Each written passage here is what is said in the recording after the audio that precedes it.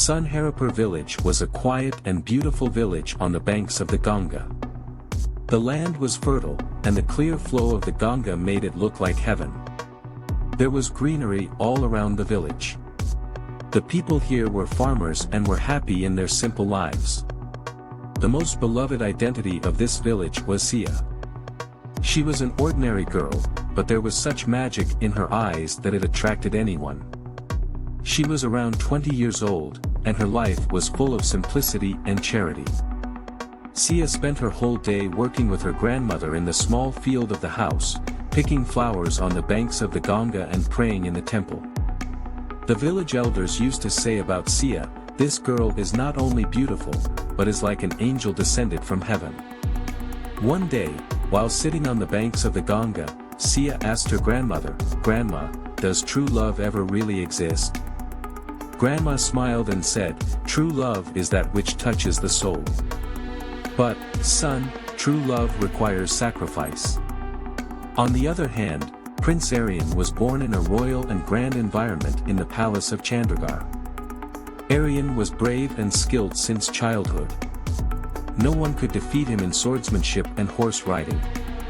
But his real quality was his kind and sensitive heart. Aryan found the rules and duties of the palace cumbersome. He would often go among the subjects and listen to their problems and try to solve them.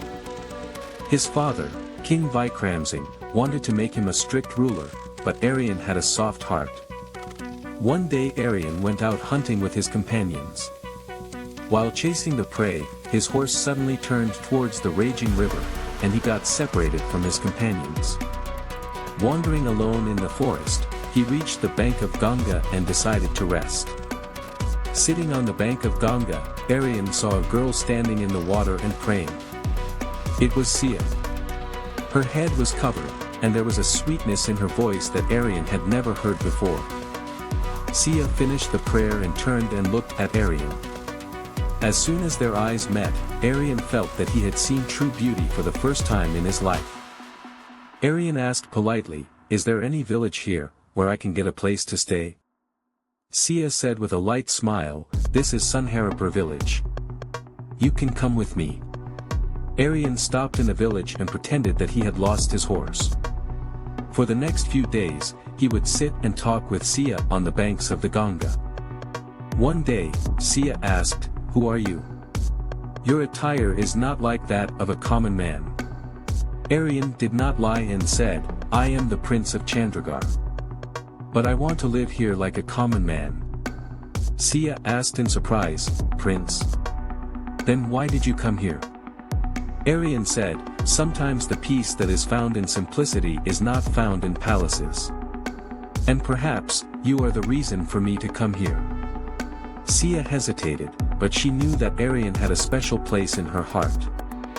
After a few weeks, one evening on the banks of the Ganga, Aryan said to Sia, "Sia, I have seen the beauty of many palaces, but I have never seen simplicity and beauty like you. I love you. Will you be my queen?" Sia was shocked. With teary eyes, she said, "Aryan, this is not possible. You are a prince, and I am an ordinary girl. Our love will never be accepted by society and your father." Aryan said, "Love knows no boundaries. I will face every obstacle. Just have faith in me." This love story did not remain hidden for long. When King Vikramsingh came to know about it, he became very angry. He threatened Aryan that if he meets Sia, he would be expelled from the palace. The villagers also started scaring Sia. They said, "The king will destroy our village.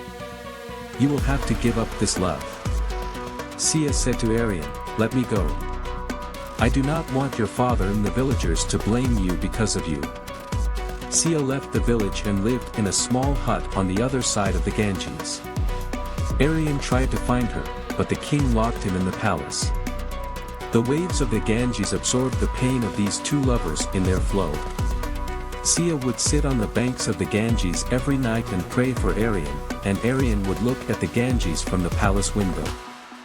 After months of struggle, Aryan rebelled against his father. He left the palace and went to find Sia. When they found Sia, she was extremely weak.